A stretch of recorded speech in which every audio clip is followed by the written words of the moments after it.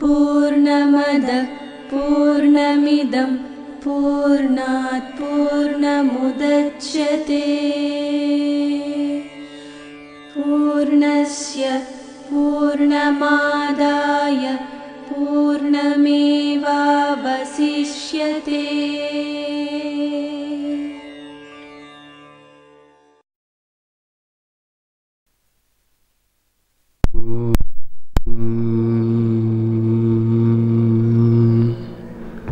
व्यासाय विष्णुरूपाय व्यासरूपाय विष्णवे नमो वै ब्रह्मनिधये वासिष्ठाय नमो नमः। नमो नमः नमो नमः। శ్రీమద్ భగవద్గీత 18వ అధ్యాయం మోక్ష సన్యాస యోగంలో ఇప్పటి వరకు కూడా మనం 63 శ్లోకాలు అవగాహన చేసుకున్నాము. 63వ శ్లోకంలో ఇదితే జ్ఞానమాఖ్యాతం గుహ్యాద్ గుహ్యతరం మయా విమృశ్య ఏతత్ అశేషేణ యదేచ్ఛసి తదా కురు. కృష్ణ పరమాత్మ ఏమంటున్నారంటే, పరమగోప్యమైనటువంటి నా చేత చెప్పబడినటువంటి జ్ఞానాన్ని నీవు శ్రద్ధగా విన్నావు. ఇప్పుడు నీవు నీ ఇష్టం వచ్చినట్లుగా నీవు చెయ్యి అని చెప్పిన తర్వాత అర్జునుడు ఏం మాట్లాడలేదు. ఇక్కడ ఒక విషయం మనం ఆలోచించుకోవాలి. అవకాశం అనేటటువంటిది శిష్యుడికి ఇవ్వటం జరిగింది. ఇక్కడ ఎంతో అద్భుతమైనటువంటి బోధ చేశారు. అంతటి అద్భుతమైనటువంటి బోధన చేసిన తర్వాత ఇలా చెయ్యి, ఇలా చేయటం అనేది నీకు శ్రేయోదాయకమని ఎన్నో విధాలుగా చెప్పటం జరిగింది. ప్రతి విషయాన్ని కూడా చెప్పారు. ఇదంతా చెప్పిన తర్వాత ఇంకా నీ ఇష్టము అన్నారు. ఇప్పుడు అర్జునుడు వెంటనే స్పందించి నేను ఇలా చేస్తాను అని చెప్పినట్లయితే ఇంకా ఇక్కడితో భగవద్గీత ఆగిపోయినట్లే, బోధ అయిపోయినట్లే. తండ్రి, గురుదేవ, పరమాత్మ, మీరు చెప్పినది నాకు అవగాహన అయ్యింది. నేను మీరు చెప్పినట్లే చేయటానికి సిద్ధంగా ఉన్నాను. నాకు ఇంకా ఏ సంశయాలు లేవు అని అన్నట్లయితే ఇక్కడితో ఇంకా బోధ ఆగిపోయినట్లే. కానీ అర్జునుడు ఆ విధంగా మాట్లాడలేదు. అర్జునుడు ఆ విధంగా మాట్లాడకపోవటం వల్ల మళ్ళా భగవంతుడు కొంచెం చిన్న బోధ చేయాల్సి వచ్చిందన్నమాట. 64వ శ్లోకం దగ్గర నుంచి మళ్ళా భగవంతుడు ముఖ్యమైనటువంటి 2 విషయాలు చెప్పారు. సర్వగుహ్యతమం భూయా శృణుమే పరమం వశ ఇష్టోస్మి దృఢమితి తతో వక్ష్యామితే హితం. ఏం అర్జున, ఏమీ మాట్లాడకుండా అలాగే ఉన్నావే? ఇప్పుడు దాకా బోధ చేసి ఇదంతా శ్రద్ధగా విన్నావు. నీ ఇష్టం వచ్చినట్లుగా నువ్వు చెయ్యి అని చెప్పాను. చెప్పినా నువ్వేం మాట్లాడలేదే. నువ్వు నాకు ఎంతో ఇష్టమైనటువంటి వాడివి. అది మామూలు ఇష్టం కాదు, మారిపోయే ఇష్టం కాదు, దృఢమైనటువంటిది. నువ్వంటే నాకు చాలా ఇష్టం, నువ్వంటే నాకు ప్రేమ. అందువల్ల మళ్ళా నీకు చెప్పాలని అనుకుంటున్నాను. ఏం చెప్పాలనుకుంటున్నాను అంటే సర్వగుహ్యతమం భూయా. సర్వగుహ్యతమం అంట. గుహ్యతమం అంటే రహస్యమైనటువంటిది. రహస్యమైనటువంటిది అని మనకు 9వ అధ్యాయంలోనే చెప్పారన్నమాట. రాజవిద్య, రాజగుహ్య యోగము.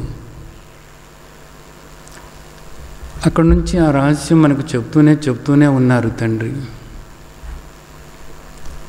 అయితే ఇక్కడ చెప్తున్నది ఏమిటంటే సర్వగుహ్యతమం. ఇప్పటివరకు కూడా నీకు రహస్యమైనటువంటి బోధనే నీకు చేశాను, కానీ ఇప్పుడు మరలా నీకు ఆ రహస్యమైనటువంటి దానికన్నా కూడా రహస్యాతి రహస్యమైనటువంటి బోధ నీకు వినిపించాలని నేను అనుకుంటున్నాను. శృణుమే పరమం వశా. మరి ఎంతో ఉత్తమోత్తమైనటువంటి నా బోధ శ్రద్ధగా వినిపించుకో అని చెప్తున్నారు. శృణుమే పరమం వశా. వినటం కాదు, వినిపించుకో. ఎందుకంటే ఇది అతి రహస్యమైనటువంటిది, రహస్యాలకెల్లా రహస్యమైనటువంటిది. అలాగే ఎంతో ఉత్తమోత్తమైనటువంటిది. నువ్వు నాకు ఇష్టమైన వాడివి కాబట్టి నేను నీకు ఈ బోధ చేస్తున్నాను. అందుకని తతో వక్ష్యామి తే వితం అనేది మనకు ఇక్కడ తండ్రి చెప్తున్నారు. అది నీకు నేను చెప్తున్నాను, శ్రద్ధగా విను. మళ్ళా చెప్తున్నాను, శ్రద్ధగా విను అని చెప్తున్నారు. ఇంత ప్రేమగా నీ భగవంతుని యొక్క కరుణ చూడండి. మనకు ఇంత బోధ చేసి ఎంతో స్వేచ్ఛనిచ్చి ఇదంతా వినిపించుకున్నావు కదా, నీకు ఇష్టం వచ్చినట్లుగా నువ్వు చెయ్యి అని చెప్పి మళ్ళీ ఇష్టం వచ్చినట్లుగా చేయమంటే ఏది చేయాలో అది చేయకుండా ఇప్పటివరకు చెప్పినటువంటి బోధకు వ్యతిరేకంగా చేస్తాడేమో అనేటటువంటిది కూడా ఉంది. మరి ఆ స్వేచ్ఛ ఇచ్చినప్పుడు, నీ ఇష్టం వచ్చినట్లుగా నువ్వు చెయ్యి అనే స్వేచ్ఛ ఇచ్చినప్పుడు ఏం చేస్తాడో తెలియదు. ఎందుకనంటే ఇదంతా విన్నావు కదా, నీ ఇష్టం వచ్చినట్లుగా నువ్వు చెయ్యి అన్నప్పుడు దానికి సమాధానం చెప్పలేదు. ఇక్కడ సమాధానం చెప్పాలి, కానీ సమాధానం చెప్పలేదు. అందుకు మరి కృష్ణుడికి సందేహం వచ్చి ఉండొచ్చునేమో. ఏమో ఇష్టం వచ్చినట్లు చేయమన్నాను, ఏది చేయాలో అది చేస్తాడా, లేకపోతే నేను చెప్పిన దానికి వ్యతిరేకంగా ప్రవర్తిస్తాడా అని మరలా దగ్గరకు తీసుకుని నెమ్మదిగా, నాకు ఇష్టమైన వాడివి, ఎంతో ఇష్టమైన వాడివి, నువ్వంటే నాకు ప్రేమ కదా, అందుకని మళ్ళా పరమరహస్యాన్ని మళ్ళా నీకు నేను చెప్తున్నాను, శ్రద్ధగా విను అని చెప్పారు. ఆ పరమరహస్యం 2 శ్లోకాల్లో మనకు చెప్పారు. మొత్తం అంతా కూడా శ్రీమద్ భగవద్గీత సారమది. మొత్తం అంతా కూడా వేదాంత సారం అనుకోవచ్చు. ఆ 2 శ్లోకాలు మనం ఇప్పుడు తెలుసుకుందాం. మన్మనాభవ మద్భక్తో మధ్యాజీ మాం నమస్కురు, మామే వైశ్యసి సత్యం తే ప్రతిజానే ప్రియోస్మి. తర్వాత శ్లోకం, సర్వధర్మాన్ పరిత్యజ మామేకం శరణం వ్రజ, అహంత్వా సర్వపాపేభ్యో మోక్షయిష్యామి మా శుచః. ఈ 2 శ్లోకాలు కూడాను. శ్రీమద్ భగవద్గీత మనం చూసినట్లయితే మొదటి నుంచి కూడా తండ్రి మనకు 2 యోగాల మీద మనకు ఏకాగ్రత కలిగేలాగా చేస్తున్నారు. ఏమిటి ఆ 2 శ్లోకాలు, 2 యోగాలు అంటే కర్మయోగము, జ్ఞానయోగం అంతే. కర్మయోగము ఎందుకోసము అంటే ఒక యోగ్యత ఏర్పరచుకుని మనిషి మాలిన్యాన్ని పోగొట్టుకొని జ్ఞానబోధ వినటానికి, జ్ఞాననిష్టలో ఉండటానికి, అందుకోసం కావలసినటువంటి ఆ మార్పు చేసుకోవటం కోసం అన్నమాట కర్మయోగం. అది ఒక మెట్టు అయితే ఆ మెట్టు 2వ మెట్టు మీదకి తీసుకువెళ్ళటానికి. ఆ 2వ మెట్టు ఏమిటి అంటే జ్ఞానయోగం. సత్యమేదో తెలుసుకుని నిరంతరము కూడా సత్యదృష్టితో ఉండటం కోసం అన్నమాట. ఇక్కడ ఈ 2 శ్లోకాల్లో ఈ మొదటి శ్లోకం కర్మయోగం గురించి మనకు తెలియజేస్తున్నారు. 2వ శ్లోకం సర్వధర్మాన్ పరిత్యజ అనేటటువంటి శ్లోకం జ్ఞానయోగం గురించి తెలియజేస్తున్నారు. కాబట్టి 2 శ్లోకాల్లోనూ మనం గ్రహించాల్సింది ఎంతో ఉందన్నమాట. మన్మనాభవ మద్భక్తో మద్యాజీ మాం నమస్కురు మామే వైశ్యసి సత్యం తే ప్రతిజానే ప్రియోస్మి అంటున్నారు. ఈ శ్లోకం మనకి 9వ అధ్యాయంలో 34వ శ్లోకం ఇలాంటిదే చెప్పారు. మన్మనాభవ మద్భక్తో మద్యాజీ మాం నమస్కురు మామే వైశ్యసి యుక్త్వైవం ఆత్మానం మత్పరాయణం అని చెప్పారు. అదే శ్లోకాన్ని మళ్ళీ ఇక్కడ 18వ అధ్యాయంలో ఇప్పుడు చెప్తున్నారన్నమాట. 9వ అధ్యాయంలో ఏం చెప్పారు? మన్మనాభవ, నీ మనస్సు నా మీద లగ్నం చెయ్యి. మద్భక్త, నాకు భక్తుడిగా ఉండు. మద్యాజి, నన్నే ఆరాధిస్తూ ఉండు. మాం నమస్కురు, నాకే నమస్కరిస్తూ ఉండు. మామే వైశ్యసి యుక్త్వయం ఆత్మానం మత్పరాయణం, నీ మనస్సు నిరంతరము కూడా నా మీదే లగ్నం చేసి ఉంచు. అలా చేసినప్పుడు నీవు నాతో ఏకమవుతావు అనేది మనకు చెప్పారు. అదే మళ్ళీ ఇక్కడ కొంచెం మార్చి చెబుతున్నారు. ఎందుకంటే చివరికి వచ్చాం కదా, చపలత్వం వల్ల వినిపించుకోమేమో అనేటటువంటిది తండ్రి యొక్క ఉద్దేశం కావచ్చు. అందుకని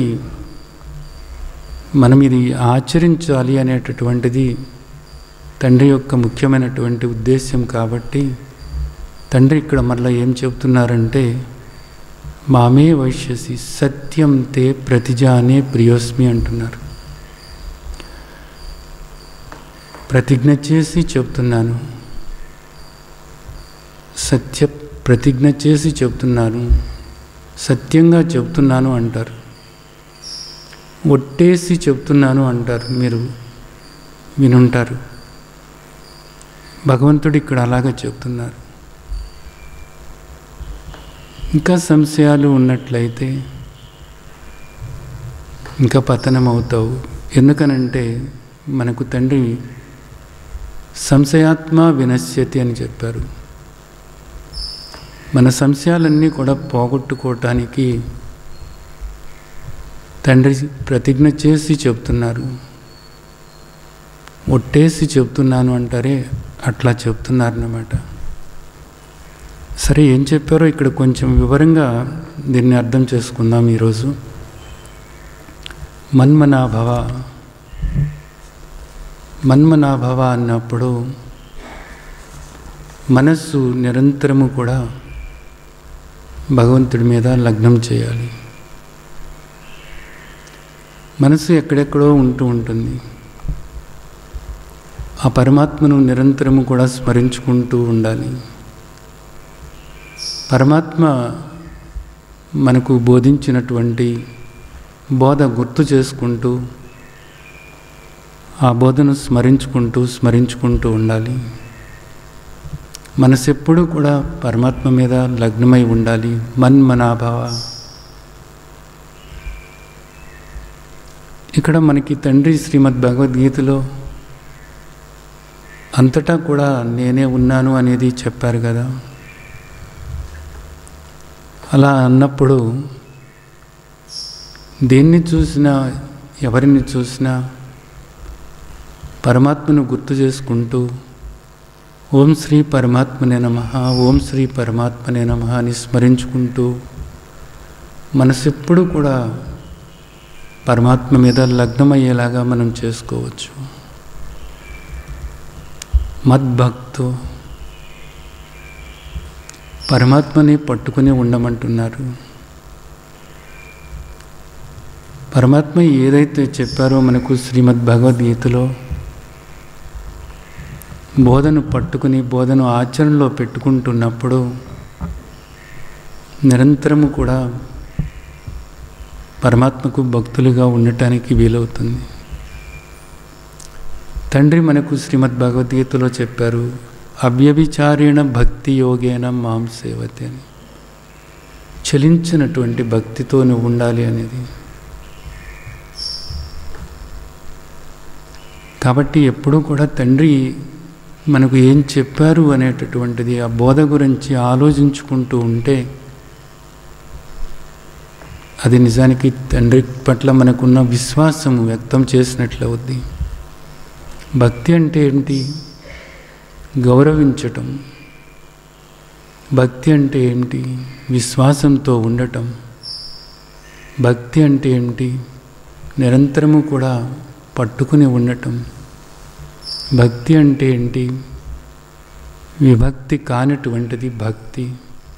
విభక్తి అంటే విడిపోవటం. భక్తి అంటే కలిసి ఉండటం.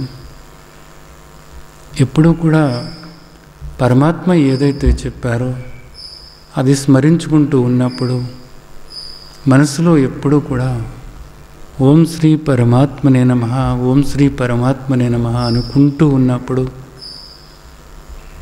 పరమాత్మతో ఎప్పుడూ కూడా కలిసే ఉన్నాము అనే భావన కలుగుతుంది.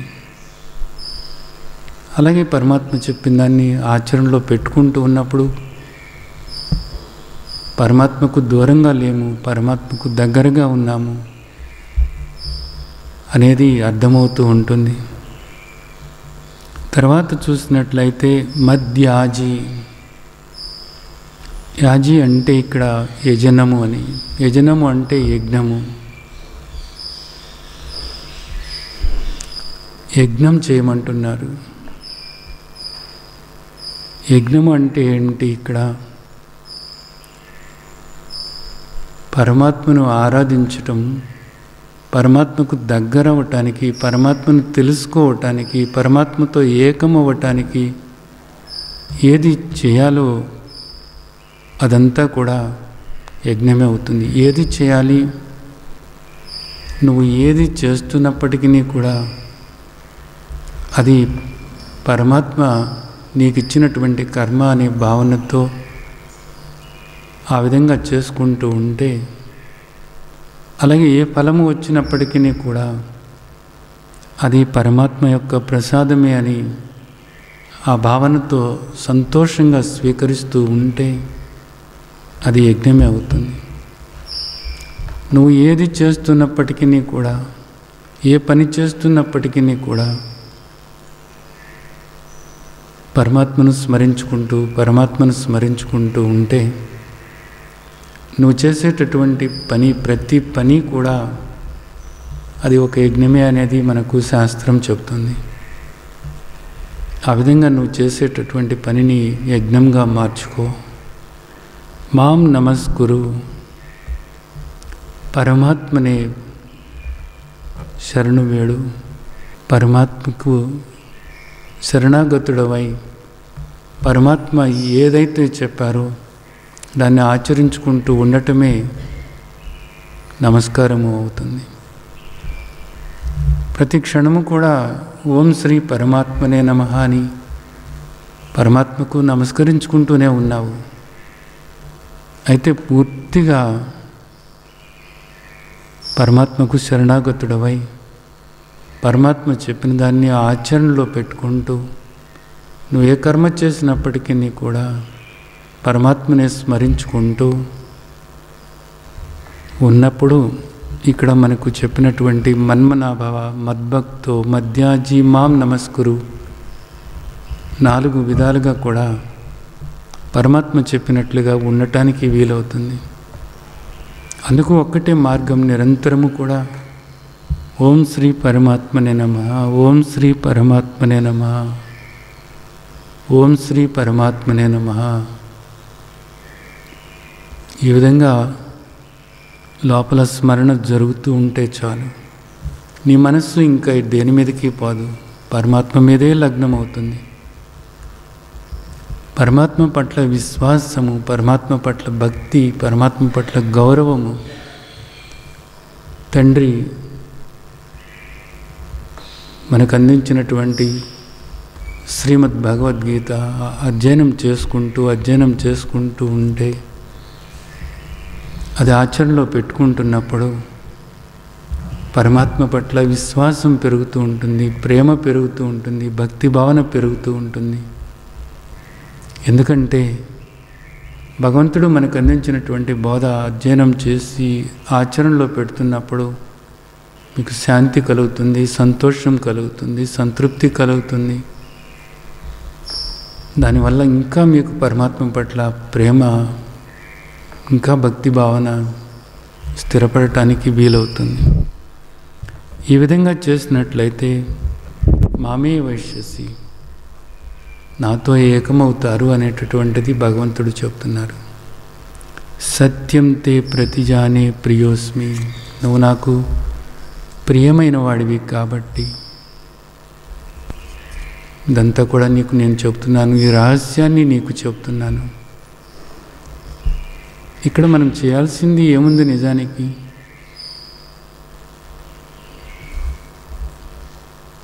ఇక్కడ 4గా మనకు కనపడుతున్న మన్మనాభవ మద్భక్త మధ్యాజీ మాం నమస్కురు 4 విషయాలు మనకు కనపడుతున్నా ఈ 4 విషయాలు కూడా ఓం శ్రీ పరమాత్మనే అనేటటువంటి మంత్రం చేసుకుంటూ ఉన్నప్పుడు 4 కూడా మనకు సాధ్యమవుతాయి.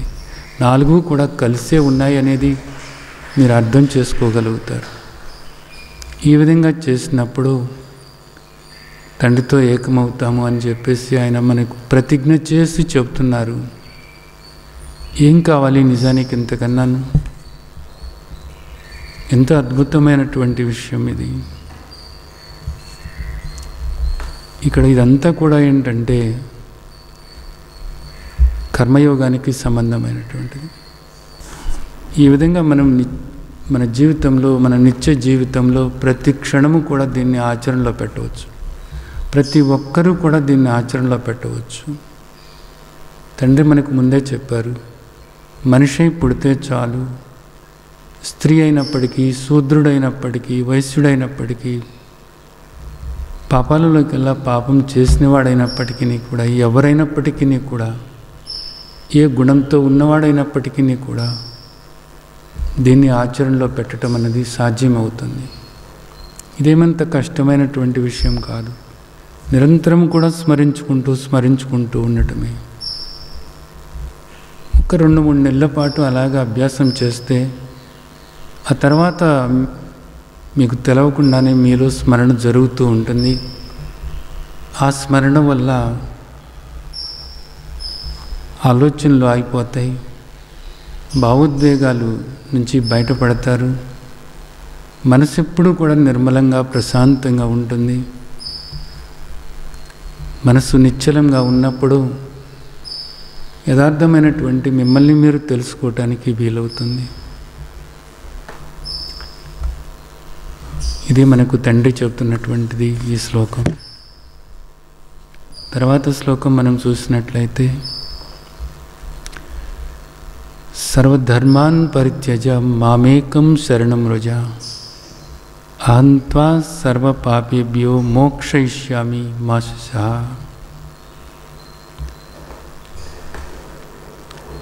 ఇది జ్ఞానయోగానికి సంబంధమైనటువంటిది. ఈ శ్లోకంలో 2 విషయాలు చెప్తున్నారు. చాలా ముఖ్యమైనటువంటి విషయం. మొదటిది సర్వధర్మాన్ పరిత్యజ, రెండవది మామేకం శరణం వ్రజ.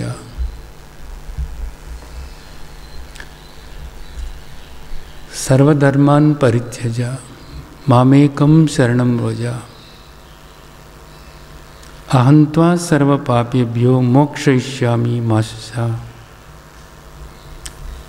ఈ ధర్మాలన్నింటినీ కూడా నువ్వు వదిలిపెట్టు, అలాగే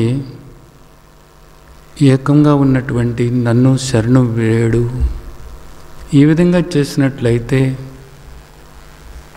అన్ని పాపాల నుంచి కూడా నిన్ను బయటపడవేసి మోక్షాన్ని ప్రసాదిస్తాను. మా శుచః, నువ్వు ఇంకా దుఃఖపడవద్దు అనేది మనకు ఇక్కడ ఈ శ్లోకంలో చెప్తున్నారు. ఇక్కడ ఒక విషయం, శ్రీమద్ భగవద్గీత విషాదంతో మొదలైంది. 1వ అధ్యాయం 2వ అధ్యాయాలు మనం చూసినట్లయితే విషాద యోగం 1వ అధ్యాయం, అలాగే మనం చూసినట్లయితే 2వ అధ్యాయం కూడా మనకు అక్కడ స్పష్టంగా ఒక విషయం తెలుస్తుంది. ఏమనంటే అర్జునుడు ఎంతో విషాదంతో కూరుకుపోయాడు విషాదంలో అన్నది. విషీదంతమిదం వాక్యం ఉవాస మధుసూదన అని అక్కడ అర్జునుడు ఎంతో విషాదంతో ఈ విధంగా ఉన్నాడు అని సంజయుడు మాట్లాడుతున్నాడు. విషాదంతో మొదలైంది శ్రీమద్ భగవద్గీత. ఇక్కడ ఇది చిట్ట చివరి బోధ. ఇంకా నీకు విషాదం అనేది ఏం లేదు అనేది. అంటే దాని అర్థం ఏమిటి? శ్రీమద్ భగవద్గీత మనకు ఈ దుఃఖాన్ని పోగొట్టేటటువంటిది అనేది మనం అర్థం చేసుకుంటున్నాం. మనిషి ఇక్కడ ఎంతో దుఃఖాన్ని అనుభవిస్తున్నాడు.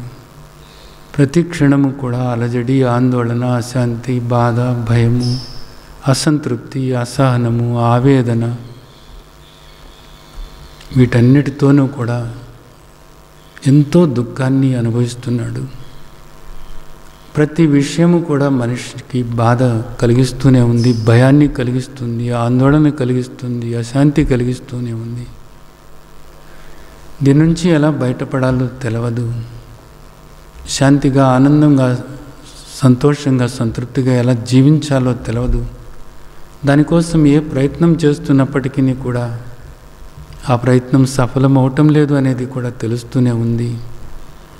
ఏదో తాత్కాలికంగా కాసేపు శాంతి, సంతోషం, సంతృప్తి ఉన్నా అవన్నీ కూడా మటుమాయమైపోతున్నాయి అనేటటువంటిది కూడా మనకు తెలుస్తూనే ఉంది. కానీ శ్రీమద్ భగవద్గీతలో మన తండ్రి మనం ఈ దుఃఖం నుంచి, ఈ విషాదం నుంచి ఎలా బయటపడాలో మనకు తెలియచేశారు. అలాగే ఇంకా ఈ విషాదాన్ని మనకు కలిగించేటటువంటి, ఈ దుఃఖాన్ని కలిగించేటటువంటి ఈ జనన మరణ చక్రం నుంచి మనం ఏ విధంగా బయటపడవచ్చో మనకు తెలియచేశారు. అందుకు మోక్షయిష్యామి మా శుచః, ఈ దుఃఖం నుంచి నువ్వు బయటపడతావు, ఏం భయం అవసరం లేదు అనేటటువంటిది మనకు చెప్తున్నారు. ఎప్పుడు ఈ విషాదం నుంచి మనం బయటపడతాము, ఎప్పుడు మనం మోక్షం పొందుతాము అంటే సర్వధర్మాన్ పరిత్యజ మామేకం శరణం వ్రజ. ఈ 2 ముఖ్యమైనటువంటి బోధలు మనకు. సర్వధర్మాన్ పరిత్యజ అంటే మనకున్న ధర్మాలన్నీ కూడా, అది ధర్మం కావచ్చు, అధర్మం కావచ్చు కూడానేమో, ఈ ధర్మాలన్నీ కూడా వదిలిపెట్టమంటున్నారు. మరి ఒక రకంగా మనం చూసినట్లయితే యదా యదా హి ధర్మస్య గ్లానిర్భవతి భారత అభ్యుత్థానం అధర్మస్య తదాత్మానం సృజామ్యహం పరిత్రాణాయ సాధూనాం వినాశాయ చ దుష్కృతం ధర్మ సంస్థాపనార్థాయ సంభవామి యుగే యుగే. భగవంతుడు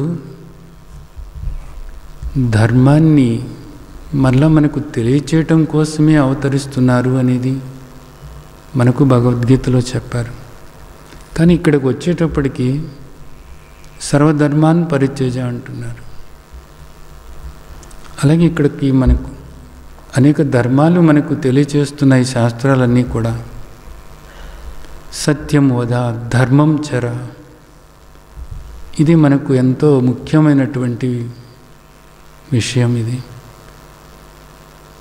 ధర్మమే ఆచరించాలి అని మనకు శాస్త్రం చెప్తున్నప్పుడు అనేక ధర్మాలు మనం ఎలా ఆచరించాలో మనకు శాస్త్రం చెప్తున్నప్పుడు ఇక్కడ తండ్రి ఏమంటున్నారు? సర్వధర్మాన్ పరిత్యజ, అన్ని ధర్మాల్ని కూడా వదిలిపెట్టు అంటున్నారు. ఇక్కడ దీనిలో ఉన్నటువంటి మర్మం ఏమిటి అనేటటువంటిది మనం తెలుసుకోవాలి. ధర్మము అనేటటువంటి మాటకు అర్థం ఏమిటి అని మనం చూసినట్లయితే సుమారుగా ఒక 100 పైన అర్థాలు కనపడుతూ ఉంటాయి. అనేక అర్థాలు అన్నమాట. ఇక్కడ మనం ఈ అర్థం తీసుకోవాలి అంటే ఒక పదార్థాన్ని మనం చూస్తున్నప్పుడు దాని ధర్మాలు ఏమిటి అని అంటారు. ఏ పదార్థాన్నైనా సరే మీరు చూస్తున్నప్పుడు దాని యొక్క ధర్మాలు ఏమిటి అనేది మీరు మాట్లాడుతూ ఉంటారు. అలాగే ఇక్కడ మనకు పదార్థాలు అన్నప్పుడు ఇదంతా కూడా పదార్థమే. ఇక్కడ శాస్త్రవేత్తలు ఇక్కడ ఉన్నటువంటి పదార్థాల యొక్క ధర్మాలు ఏంటి అనేది మనకు తెలియజేస్తూ ఉంటారు. మనం ఇక్కడ చూసినట్లయితే ఇదంతా కూడా ఏమిటి? నామరూపక్రియలు. నామరూపక్రియలు అంటే ఈ నామరూపక్రియలు అన్నప్పుడు మన ఆలోచనలు, అలాగే ఇక్కడ చేసేటటువంటి క్రియాకలాపాలు, అలాగే ఇక్కడ ఇదంతా కూడా మనకు ఇన్ని రూపాలతో మనకు కనపడుతున్నటువంటిది అదంతా కూడాను. ఇదంతా ఏమిటి అని మనం చూసినట్లయితే శ్రీమద్ భగవద్గీత మనకు ఏం చెబుతుంది అంటే ఇదంతా కూడా పంచభూతాత్మకమైనటువంటిది. పంచభూతాలు మనస్సు, బుద్ధి, అహంకారము, ఇదంతా కూడా అపర ప్రకృతి, ఇదంతా కూడా అష్ట ప్రకృతి అనేది మనకు చెప్తున్నారు. ఈ ప్రకృతి అనేది ఎలాంటిది అంటే గుణాలతో కూడినటువంటిది.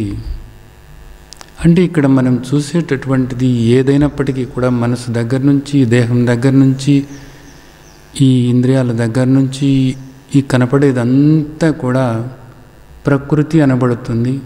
ఇదంతా కూడా గుణాలతో కూడి ఉంది. ఈ గుణాలతో కూడినటువంటి దాన్ని మనం చూస్తూ ఉన్నాము. ఈ గుణాలతో కూడినటువంటిది ఇదంతా కూడా మిథ్య అనేది మనకు శాస్త్రం చెప్తుంది. దీనిలో కూరుకుపోయే మనమంతా దుఃఖాన్ని అనుభవిస్తున్నాము. ఇక్కడ దీనికి ఆధారం ఏమిటి అంటే ఈ కనపడేటటువంటి దానికి ఆధారం ఏమిటి అని మనం చూసినట్లయితే అదే పరమాత్మ అన్నది మనకు తెలుస్తుంది. ఇప్పుడు ఈ కనపడేటటువంటి దానికి ప్రతి దానికి కూడా ధర్మాలు ఉన్నాయి. ఇక్కడ ఏమంటున్నారు? సర్వధర్మాన్ పరిత్యజ అంటున్నారు. అంటే దీని అర్థమేమిటి? ఈ ధర్మాలతో కూడినటువంటి ఈ ప్రకృతి ఏదైతే ఉందో, అంటే ఈ పంచభూతాత్మకమైనటువంటి ఈ దేహము, మనస్సు, బుద్ధి, అహంకారము, ఇదంతా కూడా ధర్మాలతో కూడినటువంటిది. దీన్ని వదిలిపెట్టు అంటున్నారు. దీన్ని వదిలిపెట్టడం అంటే ఎట్లాగా? అంటే దీన్ని వదిలిపెట్టడం అంటే ఏమిటి? ఈ దేహము నేను అనేటటువంటి భావన ఏదైతే ఉందో దాన్ని వదిలిపెట్టాలి. ఎలా వదిలిపెట్టాలి? దేహము నేను అనుకుంటున్నాను కదా, దేహము నేను అనుకుంటున్నప్పుడు దేహాన్ని ఎలా వదిలిపెట్టాలి? ఇదంతా ధర్మాలతో కూడినటువంటిదే. ఇదంతా దీన్ని వదిలిపెట్టాలి అనుకున్నప్పుడు ఇది ఎలాగ సాధ్యమవుతుంది అంటే, దీన్ని గమనిస్తున్నటువంటి నిన్ను నీవు తెలుసుకోవాలి. ఇది మనకు శ్రీమద్ భగవద్గీతలో స్పష్టంగా తండ్రి మనకు తెలియజేశారు. ప్రత్యేకించి మనం చూసినట్లయితే 13, 14, 15 ఈ అధ్యాయాల్లో నీవు ఈ దేహం కాదు, ఈ దేహం, దేహ కదలికలు, అలాగే మనసులో ఆలోచనలు, భావాలు ఇవన్నీ కూడా గమనించేటటువంటి నీవు వేరు, నీవు ద్రష్టవై ఉన్నావు, నీవు ఆత్మస్వరూపమై ఉన్నావు అనేది మనకు తెలియచేశారు. ఇలా తెలియచేసినప్పుడు ప్రతి క్షణము కూడా నువ్వు ఏ విధంగా ఉండాలి? ఈ కర్మ చేస్తున్నటువంటిది ఏది? ఈ దేహం చేస్తుంది. అలాగే ఈ కర్మ ఎక్కడ జరుగుతుంది? మనసులో జరుగుతుంది. అలాగే ఈ దేహమంతా కూడా కర్మ చేసే అందుకే ఉంది. కర్మ జరుగుతున్నప్పుడు అది మనసులో కానీ ఈ దేహంతో కానీ కర్మ జరుగుతున్నప్పుడు స్పష్టంగా దీన్ని నువ్వు గమనిస్తున్నావు. గమనిస్తున్నటువంటి నీకు గమనించబడేటటువంటి ఈ దేహము, మనస్సు వేరుగా ఉంది. కాబట్టి ఇది నీవు కాదు. ఇప్పటివరకు కూడా ఈ దేహమే నేను అనుకున్నావు కదా, ఈ దేహం నీవు కాదు. దీన్ని గమనించేటటువంటి చైతన్య స్వరూపానివి. అలాగే మనస్సు నీవు అనుకున్నావు, కానీ మనస్సు నీవు కాదు. ఆ మనస్సును గమనించేటటువంటి సాక్షి చైతన్య స్వరూపానివి నీవు. ఇది మనకు తండ్రి 2వ అధ్యాయం దగ్గర నుంచి చెప్తూ వస్తున్నారు. మరి ఇలాంటప్పుడు ఏం చేయాలి అంటే, ఏ విధంగా ఇక్కడ చేయాలి అనేటటువంటి దానికి 5వ అధ్యాయంలోనే మనకు స్పష్టంగా తెలియజేశారు. 5వ అధ్యాయం ఏమిటి? జ్ఞాన కర్మ సన్యాస యోగం. అది కేవలము కర్మ సన్యాస యోగం కాదు, జ్ఞాన కర్మ సన్యాస యోగం అన్నమాట. ఇక్కడ మోక్ష సన్యాస యోగం. ఇది జ్ఞాన కర్మ సన్యాస యోగం అంటే ఏంటి? నిన్ను నీవు తెలుసుకోవాలి అనుకున్నప్పుడు 2వ అధ్యాయంలో నీకు చెప్పారు కదా, నువ్వు దేహం కాదు, నువ్వు ఆత్మస్వరూపానివి అనేది చెప్పారు కదా. అంతవంత ఇమే దేహ నిత్యస్యోక్త శరీర్న అనాశినో అప్రమేయస్య తస్మాద్యస్వ భారత అని చెప్పారు కదా. ఆ విధంగా నీవు ఆత్మస్వరూపానివి అని నిన్ను నువ్వు తెలుసుకోవాలి అనుకున్నప్పుడు కర్మ సన్యాసం అంటే నిన్ను నీవు తెలుసుకోవటమే జ్ఞానము. కాబట్టి జ్ఞానము, జ్ఞాన కర్మ సన్యాస యోగం అదనమాట. కర్మను వదిలిపెట్టడం. ఎలా వదిలిపెడుతున్నావు? అక్కడ కర్మను వదిలిపెడుతున్నావు అంటే దాని అర్థం ఏమిటి? అక్కడ నైవ కించిత్ కరోమితి యుక్తో మన్యేత తత్వవిత్. తత్వం ఏమిటో తెలిసినటువంటి వాడు పశ్యన్ శృణ్వన్ స్పర్శన్ జిగ్రన్ అచ్చన్ గచ్చన్ స్వపన్ శ్వాసన్ ప్రలపన్ విసృజన్ గృహణన్ నిమిషన్నపి ఇంద్రియాణి ఇంద్రియార్థేషు వర్తంతి ఇది ధారయన్. ఏది తత్వం అంటే ఏంటి? యథార్థమైనటువంటి తన్ను తాను తెలుసుకున్నటువంటి వాడు ఏ విధంగా ఉంటాడట అంటే, నేను ఈ దేహం కాదు, నేను ఆత్మస్వరూపాన్ని. ఆ విధంగా నాకు తండ్రి చెప్పారు అనేదాన్ని స్థిరపరచుకోవటం కోసం ఈ తత్వం తెలిసినటువంటి వ్యక్తి ఏ విధంగా ఉంటాడట? నైవ కించిత్ కరోమితి, నేను చేసేవాడిని కాదు, కర్తృత్వ భోక్తృత్వాలు అనేటటువంటివి నాకు లేనే లేవు, నిత్య సర్వగత స్థాణు అచల సనాతన అవ్యక్త అచింత్య అవికార ఆత్మస్వరూపాన్ని, నేను ఆనందస్వరూపాన్ని, సచిదానంద స్వరూపాన్ని. ఈ విధంగా తన్ను తాను గుర్తు చేసుకుంటూ, నిరంతరము కూడా తన్ను తాను గుర్తు చేసుకుంటూ, ఈ దేహం దాని పనులది చేసుకుంటున్నప్పుడు నైవ కించిత్ కరోమితి, నైవ కించిత్ కరోమితి అని నేనేం చేసేవాడిని కాదు, ఈ దేహం దాని పనులది చేసుకుపోతుంది. ఆ విధంగా ఉండాలి అనేది మనకు 5వ అధ్యాయంలో చెప్పారు. దాన్ని ఇక్కడ సర్వధర్మాన్ పరిత్యజ అంటున్నారు అన్నమాట. ఇది మోక్ష సన్యాస యోగం. మోక్షం పొందాలనుకున్నప్పుడు సన్యాసం అవసరం. ఇక్కడ ఏది సన్యాసము, ఏది వదలమంటున్నారు? ఏది వదలమంటున్నారు అంటే ఇక్కడ ఈ శ్లోకంలో ఈ చేసేదాంతో సంగమాన్ని వదిలిపెట్టు.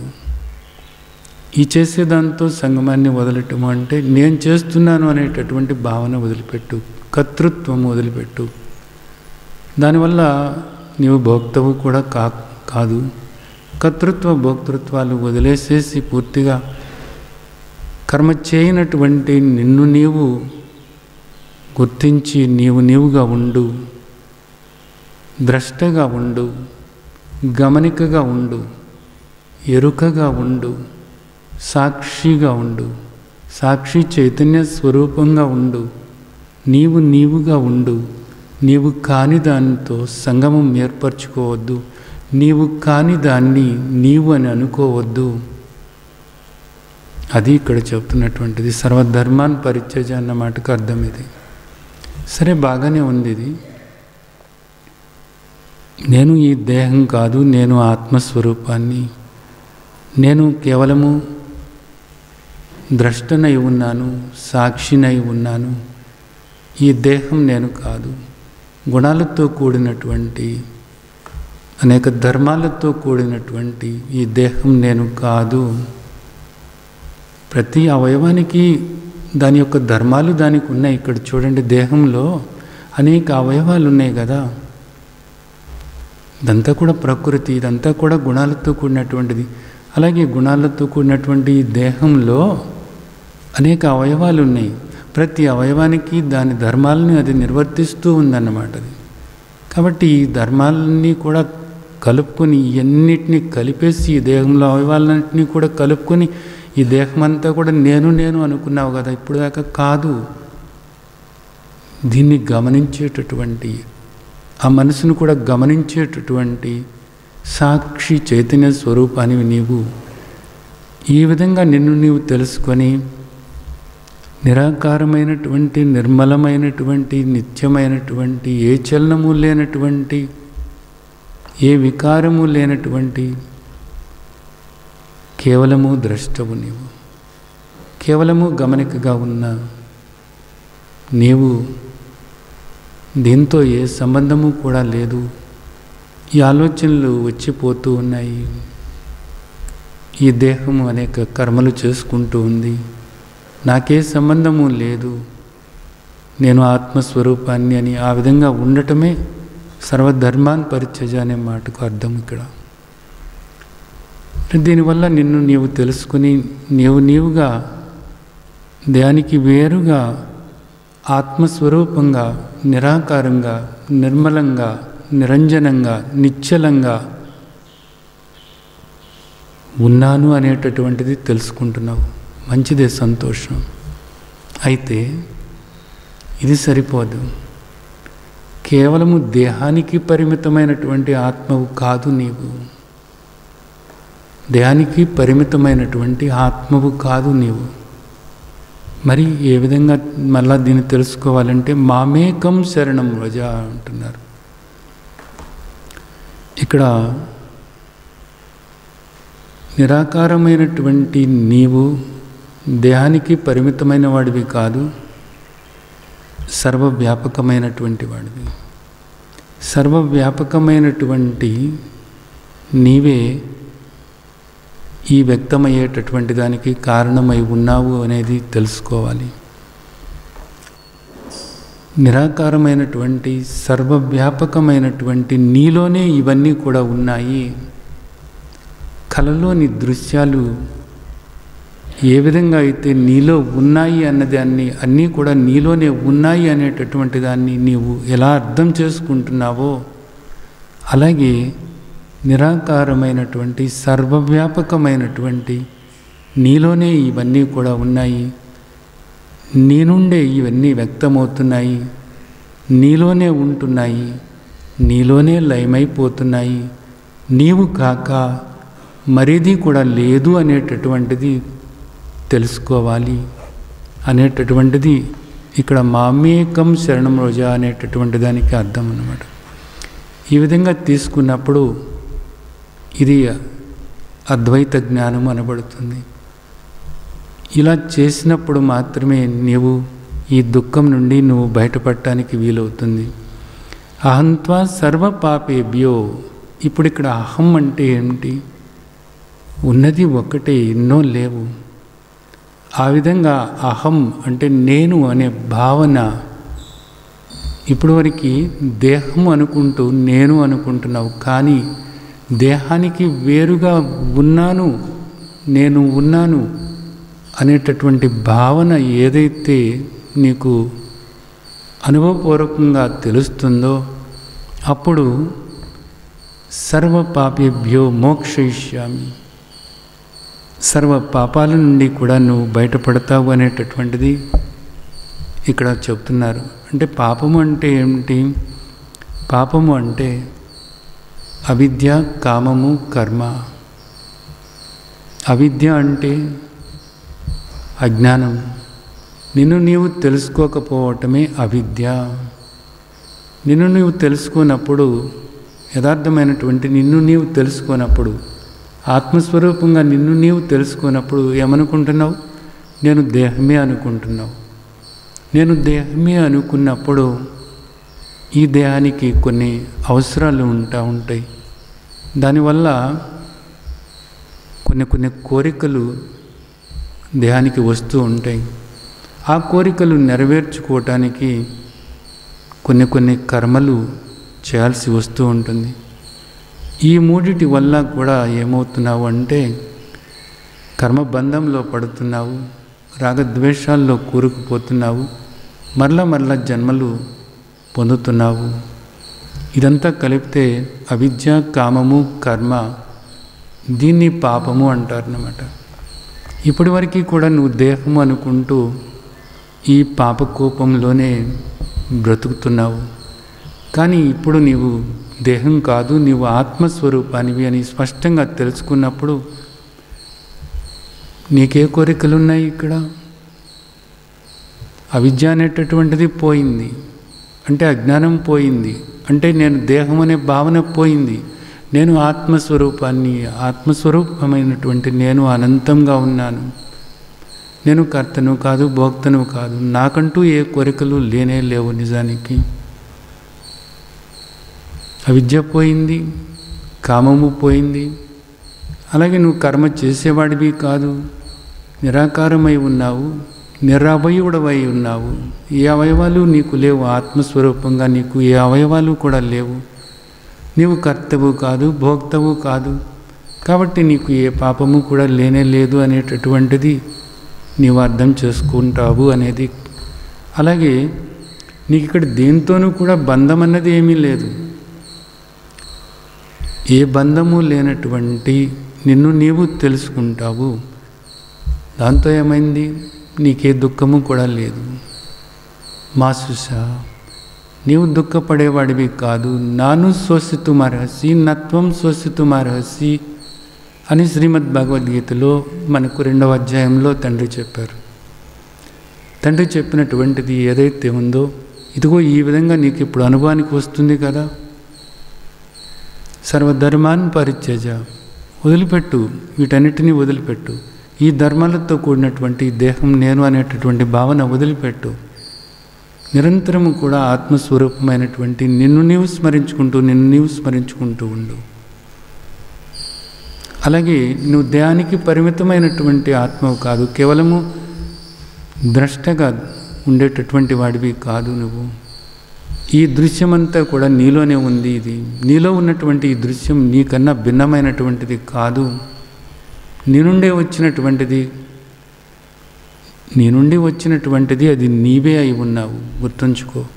నీకు భిన్నంగా ఏ విధంగా ఉంటుంది? మట్టి నుండి వచ్చినటువంటి కుండ మట్టిగానే ఉంటుంది అది.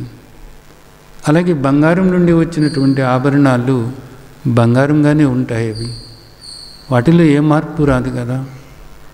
కార్యము కారణం అంటారు. కారణము అంటే మట్టిని తీసుకున్నట్లయితే అది కారణం అనబడుతుంది. కార్యం ఏమిటి అంటే కుండ. కార్యంలో ఏం కనపడుతుంది మనకు? కారణమే కనపడుతుంది. సముద్రం నుంచి ఒక అల వస్తున్నప్పుడు సముద్రము కారణమైతే అలా కార్యము. కార్యంలో ఏం కనపడుతుంది మనకు? నీళ్ళే కనపడుతున్నాయి. అలాగే బంగారం అన్నది కారణమైనప్పుడు ఆభరణాల్లో ఏం కనపడుతుంది? కారణమే కనపడుతుంది, బంగారమే కనపడుతుంది. అలాగే నిరాకారమైనటువంటి ఆత్మస్వరూపమైనటువంటి సర్వవ్యాపకమైనటువంటి నీలోనే కదా ఇదంతా కూడా ఉన్నది. నీలో ఉన్నటువంటిది నీవు కాకుండా వేరే ఎక్కడి నుండి రావటానికి అవకాశం ఉంటుంది? ఏ విధంగానూ అవకాశం లేనే లేదు కదా. అలాగే నీ కళ గుర్తు చేసుకో, మరలా ఒక్కసారి గుర్తు చేసుకో. ఇవన్నీ కూడా మరలా గుర్తు చేసుకోవాల్సినటువంటి విషయాలే. నీ కల్లో కనపడుతున్నటువంటి పర్వతాలు, నదులు ఇవన్నీ కూడా నీకంటే భిన్నమైనటువంటివి కానే కాదు కదా. అవన్నీ కూడా అవి నీలోనే ఉండి వచ్చాయి, నీలోనే ఉన్నాయి, నీలోనే లయమైపోతున్నాయి. అలాగే సర్వవ్యాపకమైనటువంటి నిరాకారమైన సర్వవ్యాపకమైనటువంటి నీలోనే ఇవన్నీ ఉన్నాయి, నీ నుండే వచ్చాయి, నీలోనే ఉన్నాయి, నీలోనే లయమైపోతున్నాయి అన్నదాన్ని అర్థం చేసుకో. అలా నీవు అర్థం చేసుకున్నప్పుడు, అలాగా నువ్వు ఉన్నప్పుడు, నిరంతరము కూడా నీవుగా ఉన్నప్పుడు నీకు ఇంకా పాపం అనేది ఏమీ లేదు. అవిద్య పోయింది, కామము పోయింది, కర్మ పోయింది, ఇంకేమీ లేదు. ఏ దుఃఖము నీకు లేనే లేదు అనేది నువ్వు అర్థం చేసుకుంటావు.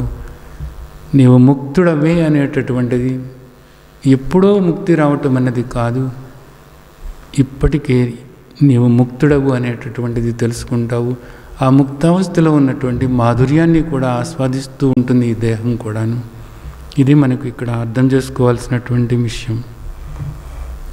తర్వాత శ్లోకం చూసినట్లయితే ఒక ముఖ్యమైనటువంటి విషయం ఇక్కడ మనకు 67, 68, 69, 70 ఈ శ్లోకాల్లో ఒక మళ్ళా ముఖ్యమైనటువంటి విషయం మనకు చెప్తున్నారు. ఇదంతే నా తపస్కాయ నా భక్తాయ కదాచన నచ శుశ్రూషణే వాచ్యం నచమాం యో అభ్యసూయతి. ఇది ఎవరికన్నా చెప్పాలని అనుకుంటున్నావా? నువ్వు ఈ బోధ అంతా కూడా నువ్వు విన్నావు. అలాగే ఇన్ని అధ్యాయాల్లో ఈ బోధ అంతా విన్నటువంటి నీవు కొన్ని మార్పులు చేసుకుని నిన్ను నీవు తెలుసుకుని ఆ ముక్తావస్థలో ఉన్నటువంటి మాధుర్యాన్ని కాస్త ఆస్వాదిస్తూ ఉన్నావు. స్థితప్రజ్ఞతలో ఉన్నటువంటి గొప్పతనాన్ని కూడా నువ్వు తెలుసుకుని ఉండవచ్చు. అయితే నీవు ఇది ఎవరికన్నా చెప్పాలని అనుకుంటున్నావా? అయితే దీనికి కొన్ని షరతులు ఉన్నాయి, నేను చెప్తాను విను. ఎవరికి అంటే వాళ్లకు చెప్పకూడదు ఇది. ఎందుకనంటే అతి రహస్యమైనటువంటిది. అతి రహస్యమైనటువంటి ఎంతో ఉత్తమోత్తమైనటువంటి ఈ బోధను ఎవరికంటే వాళ్లకు చెప్పవద్దు అని చెప్పి ఇక్కడ మనకి ఏం చెప్తున్నారు అంటే, మొదటిది నా తపస్కాయ, రెండవది నా భక్తాయ, మూడవది నా చ శుశ్రూషణే, నాలుగవది అభ్యసూయతి.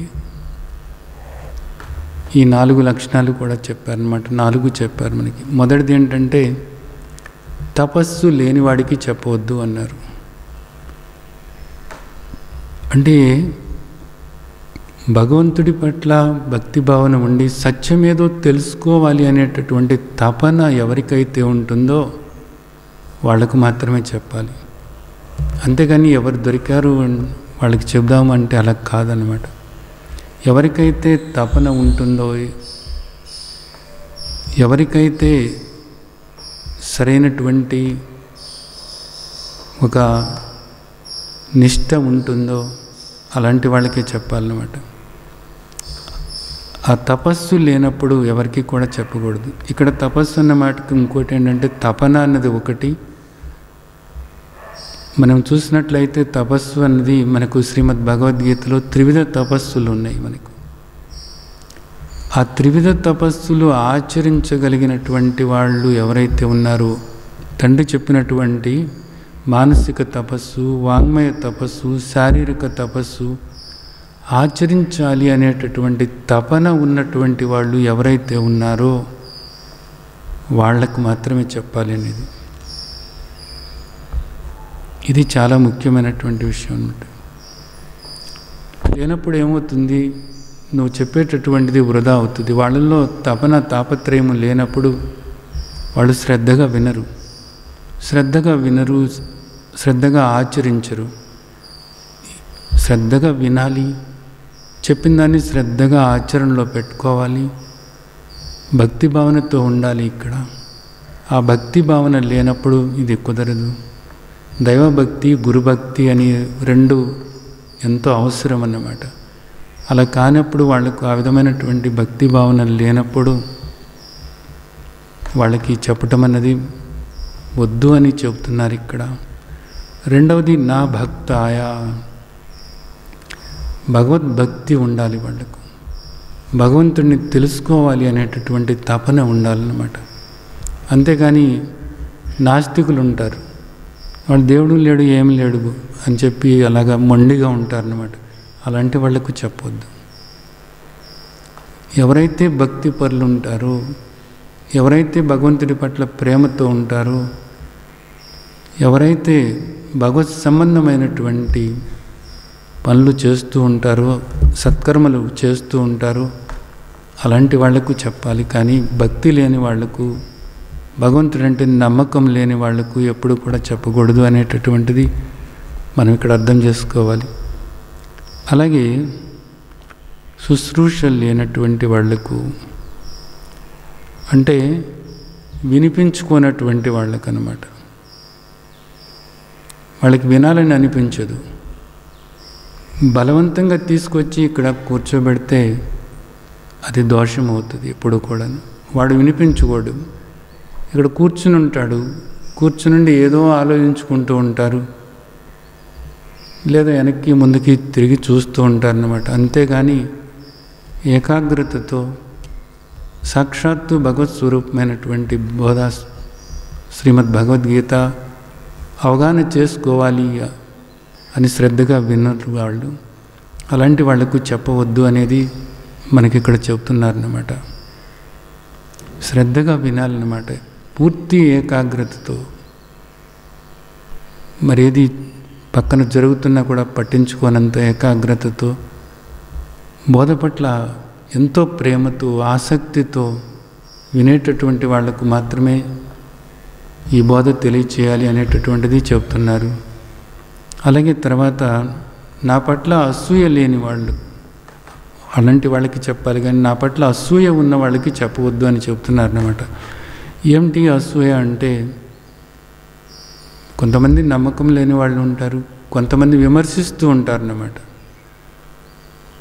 విమర్శించి వాదనకు దిగుతూ ఉంటారు. అలాంటి వాళ్ళకి ఎవరికి చెప్పవాక. కాబట్టి ఎవరికైనా సరే బోధ మనం వినిపించాలి అని అనుకున్నప్పుడు ఖచ్చితంగా వాళ్ళకి ఆ తపన ఉండాలి. అలాగే త్రివిధ తపస్సులు ఆచరించేటటువంటి ఆ తపన వాళ్లకు ఉండాలి. అలాగే భగవద్భక్తులై ఉండాలి. శ్రద్ధగా ఏకాగ్రతతో వినే ఆ లక్షణం ఉండాలి వాళ్లకు. అలాగే ఎప్పుడు కూడా భగవంతుడిని గురించి విమర్శలు చేసేటటువంటి వాళ్ళు, వాదన చేసేవాళ్ళు అలాంటి వాళ్ళు కాకుండా భగవంతుని పట్ల ప్రేమతో ఉండేటటువంటి వాళ్ళు, అలాంటి వాళ్లకు చెప్పాలి అనేది మనం ఇక్కడ అర్థం చేసుకున్నాం. తర్వాత సరే, నీకు ఇప్పుడు ఏదైతే లక్షణాలు చెప్పారో ఆ 4 లక్షణాలు ఉన్నటువంటి వ్యక్తులు మీకు దొరికినప్పుడు, అలాంటి వాళ్లకు మీరు బోధ చేస్తూ ఉన్నప్పుడు తర్వాత శ్లోకంలో చెబుతున్నారు, యయమం పరమం గుహ్యం మద్భక్తేష్వభిదాస్యతి భక్తిం మయి పరాం కృత్వా మామేవ యేష్యతి అసంశయం. ఎంతో ఉత్తమోత్తమైనటువంటి అతి రహస్యమైనటువంటి ఈ బోధ భక్తి ఉన్నటువంటి వాళ్లకు, భగవంతుని పట్ల భక్తి ఉన్నటువంటి వాళ్లకు, అలాంటి వాళ్లకు బోధించినటువంటి వాళ్ళు నాతో ఏకమవుతారు, ఇంకా ఏ సంశయము వద్దు అని చెప్తున్నారన్నమాట. అయితే భక్తిం మై పరాన్ అంటే ఈ బోధించేటటువంటి వాడికి కూడా భక్తి ఉండాలని చెప్తున్నారు. శ్రవణం చేసేటటువంటి వాడికి భక్తి ఉండాలి, బోధించేవాడికి భక్తి ఉండాలన్నమాట. ఇక్కడ 2 చెప్పారన్నమాట. బోధించేవాడికి భక్తి లేనప్పుడు ఏమవుతుందంటే అది వాచా జ్ఞానం అయిపోతుంది. శ్రీమద్ భగవద్గీతలో మనకు తండ్రి ఏదైతే చెప్పారో బోధ పట్ల ప్రగాఢమైనటువంటి విశ్వాసం ఉండాలి, ఎంతో శ్రద్ధగా తండ్రి చేసిన బోధ ఆచరణలో పెట్టుకుంటూ ఉండాలి, నిరంతరము కూడా పరమాత్మను స్మరించుకుంటూ పరమాత్మతో ఏకంగా ఉన్నాను అనేటటువంటి భావనలో నిమగ్నమై ఉండాలి, సత్యమేదో తెలుసుకుని నిరంతరం కూడా సత్యదృష్టితో ఉండాలి. ఆ విధంగా భక్తి భావనతో ఉన్నటువంటి వ్యక్తి, అంతటి ప్రగాఢమైన భక్తి భావనతో ఉన్నటువంటి వ్యక్తి భగవంతుని పట్ల భక్తి భావనతో ఉన్నటువంటి వాళ్లకు ఈ బోధ అందించినట్లయితే, అలా అందించినటువంటి ఆ వ్యక్తి పరమాత్మతో ఏకమవుతారు అనేటటువంటిది ఇక్కడ చెప్తున్నారన్నమాట. భక్తి లేనప్పుడు ఏదో పుస్తకం చదివి లేదా ఎక్కడో విని ఆ బోధ చేస్తున్నప్పుడు, అలాంటప్పుడు బోధించేవాడికి ఏ ఉపయోగము లేదు. బోధించేవాడికి ముందు భక్తి ఉండాలి, అశ్రద్ధ ఉండాలి, ప్రగాఢమైనటువంటి విశ్వాసం ఉండాలి, దాన్ని పూర్తిగా ఆచరణలోకి తీసుకోవాలి. అలాంటప్పుడు బోధించేవాడు సద్గతి పొందుతాడు, పరమాత్మతో ఏకమవుతారు. అలాగే వినేవాడు కూడా ఎంతో మేలు పొందుతాడు. వినేవాడి గురించి తర్వాత చెప్తున్నారన్నమాట తర్వాత శ్లోకంలో. నచ తస్మాన్ మనుష్యేషు కచ్చిన్మే ప్రియకృత్తమః భవిత నచ మే తస్మాత్ అన్య ప్రియతరో భువి. అలా ఆ తండ్రి అందించినటువంటి ఆ బోధను ఆయన భక్తులకు తెలియచేసేటటువంటి వాడు ఆ తండ్రికి ఎంతో ప్రియమైనటువంటి వాడట. భూమండలంలో అంతకన్నా ప్రియమైనటువంటి వాడు మరెవరు కూడా లేరు అనేటటువంటిది ఆ తండ్రి ఇక్కడ మనకు చెప్తున్నారన్నమాట. అంతగా ఆ తండ్రి ఆయన బోధను ఆయన భక్తులకు అందించేటటువంటి వాళ్ళను ప్రేమిస్తున్నాను అనేది ఇక్కడ మనకు చెప్తున్నారన్నమాట. మనుషుల్లో నాకు అంతకన్నా ప్రియమైనటువంటి వాడు లేడు. అలా బోధ చేస్తున్నటువంటి ఆ వ్యక్తిని ఆయనతో ఏకం చేసుకుంటున్నారు. ఇంకొకటి ఇక్కడ భవిష్యత్తులో కూడా నాకు అంతకన్నా ప్రియమైన వాడు ఇంకెవరు ఉండరు అని చెప్తున్నారు. అంటే భవిష్యత్తులో కూడా ఇంకెవరైనా ఆయనకి ప్రియమైన వాడు కనుక ఎవరన్నా ఉంటే ఎవరు అంటే ఆయన పట్ల భక్తి భావనతో ఉండి ఆయన చెప్పినటువంటి బోధను ఆచరిస్తూ ఆ బోధను ఆయన భక్తులకు ఆయన భక్తుల యొక్క హృదయాల్లో నిక్షిప్తం చేయగలిగినటువంటి వాడు ఎవరైతే ఉన్నారో వాడే ఆయనకు ప్రియమైన వాడట. భవిష్యత్తులో కూడా అంతకన్నా ప్రియమైన వాడు అసలు నాకు లేడు అంటున్నారన్నమాట. అంటే భగవంతుని యొక్క ప్రేమను పొందటానికి కొలమానం అన్నమాట ఇది. ఇంతే. ఇక ఆ పైన ఎవరు లేరు. ఎవరు ఏది చేసినా కానీ దీనికి కిందే అన్నమాట. అంటే భగవంతుని యొక్క బోధను ఇతరులకి ఆయన చెప్పినట్లుగా ఎవరికి అందించాలో వాళ్లకు అందిస్తున్నప్పుడు, ఆయన పట్ల భక్తి భావనతో అందిస్తున్నప్పుడు, ప్రేమతో అందిస్తున్నప్పుడు ఆ వ్యక్తి భగవంతుడికి అంత ఇష్టమైన వాడవుతాడు అన్నది చాలా గొప్ప విషయం ఇది.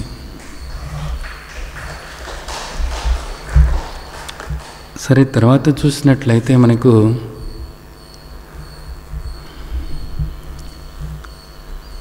అధ్యేష్యతే చ ఇమం ధర్మ్యం సంవాదమవయో జ్ఞానయజ్ఞేన తేనాహం ఇష్టస్యామితి మే మతి. సరే, ఇప్పుడు గురువు గురించి శిష్యుల గురించి చెప్పారు. శిష్యుడు ఏ విధంగా ఉండాలి అనేటటువంటిది, ఏ లక్షణాలతో ఉండాలి అనేది మనకు చెప్పారు. 4 విధాలుగా చెప్పటం జరిగింది, 4 లక్షణాలు. అలాగే గురువు కూడా ఏ విధంగా ఉండాలి అనేది మనకు తెలియజేశారు. ఇక్కడ అధ్యేష్యతే చ ఇమం ధర్మ్యం సంవాదమావయో, సంవాద రూపంలో ఉన్నటువంటి ఈ బోధ ధర్మ్యము అన్నారు. ఇక్కడ ధర్మ్యం అన్నారు. ధర్మము అంటే ఏంటి? దాని అర్థం ఇక్కడ ధర్మం అంటే వేదాల యొక్క సారము ధర్మం అనబడుతుంది. సాక్షాత్తు పరమాత్మను గురించి తెలియచేసేటటువంటిది ఏదైతే ఉందో అది ధర్మము. ఏదైతే సత్యం గురించి తెలియచేయటం జరుగుతుందో ఆ తెలియచేసేటటువంటిది ధర్మము.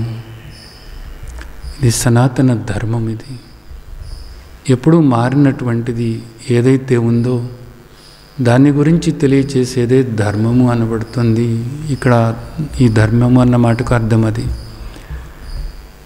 సంవాద రూపంలో ఉంది ఈ ధర్మం. కృష్ణార్జున సంవాద రూపంలో ఉన్నటువంటి పరమ పవిత్రమైనటువంటి ఈ సనాతన ధర్మాన్ని ఎవరైతే అధ్యేష్యతే, ఎవరైతే అధ్యయనం చేస్తూ ఉంటారో అలాంటి వాళ్ళు జ్ఞానయజ్ఞేన తేనాహం ఇష్టస్యామి మితి మేమతి. జ్ఞానయజ్ఞం చేసినటువంటి వాళ్ళు అవుతారు అనేది చెప్తున్నారు. ఇది జ్ఞానయజ్ఞం. నిజానికి మనకు శ్రీమద్ భగవద్గీతలో 4వ అధ్యాయంలో 33వ శ్లోకంలో శ్రేయాన్ ద్రవ్యమయాద్ యజ్ఞాత్ జ్ఞానయజ్ఞ పరంతప అన్నారు. ఇక్కడ రకరకాలైనటువంటి యజ్ఞాలు ఉన్నాయి. ఆ యజ్ఞాలన్నింటిలోకి కూడా జ్ఞానయజ్ఞం మిన్నైనటువంటిది అనేది చెప్పారు. పరమాత్మతో ఏకమవటానికి, పరమాత్మను గురించి తెలుసుకోవటానికి చేసేటటువంటివి ఏవైతే ఉన్నాయో అవన్నీ కూడా యజ్ఞము అనబడుతున్నాయి. ఆ యజ్ఞాలన్నింటిలోకి కూడా ఉత్తమమైనటువంటి యజ్ఞం ఏమిటంటే జ్ఞానయజ్ఞం.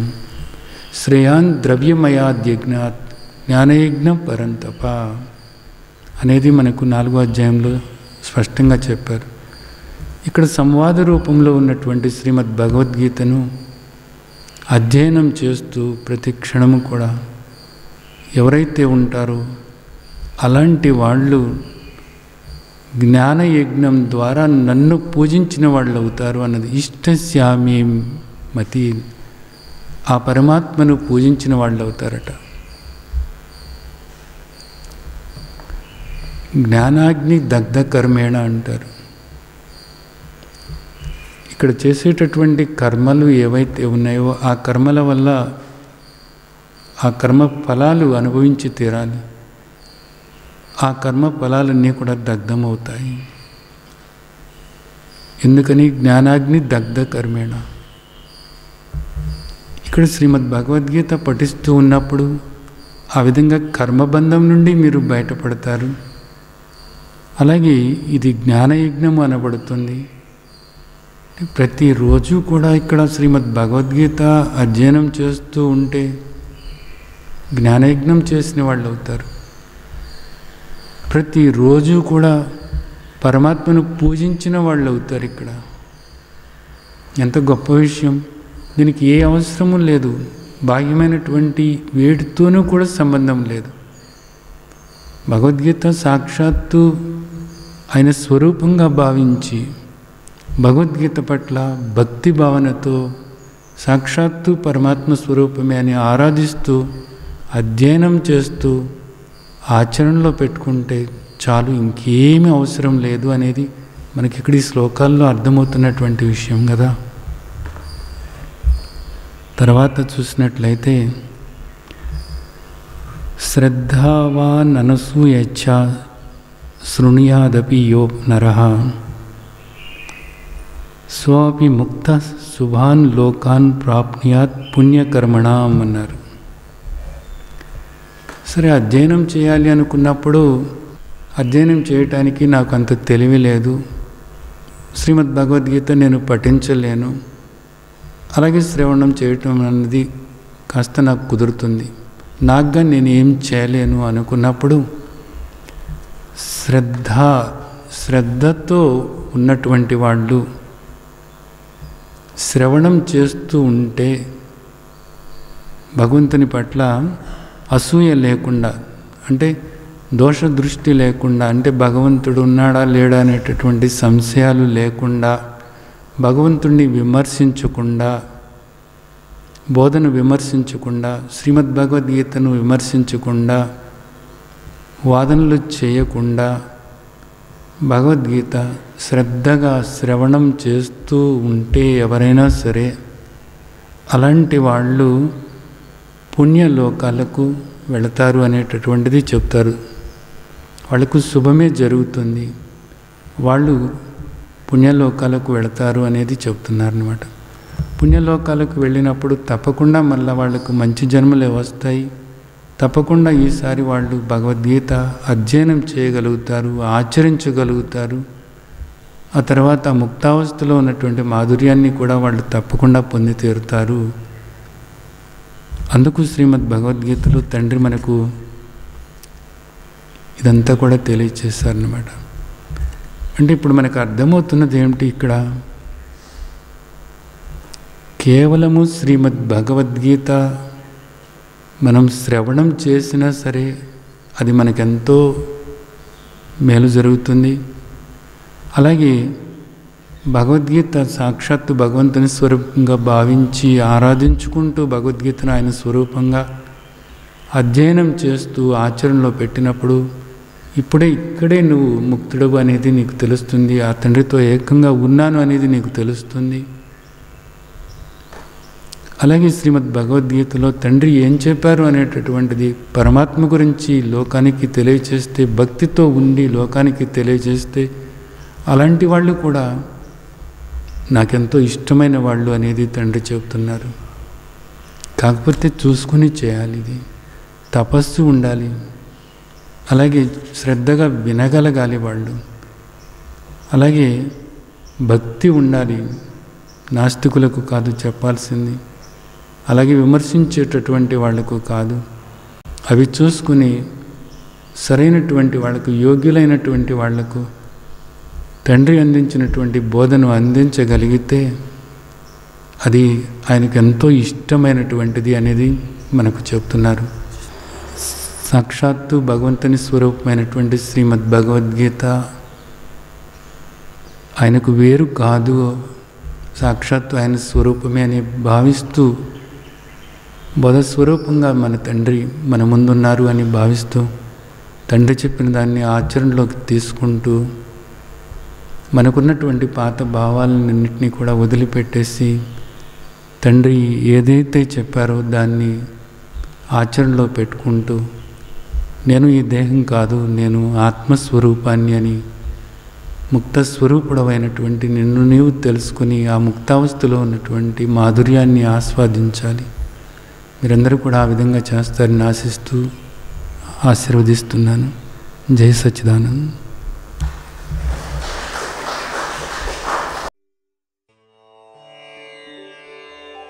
लोका समस्ता सुखिनो भवन्तु. लोका समस्ता सुखिनो भवन्तु. लोका समस्ता सुखिनो भवन्तु.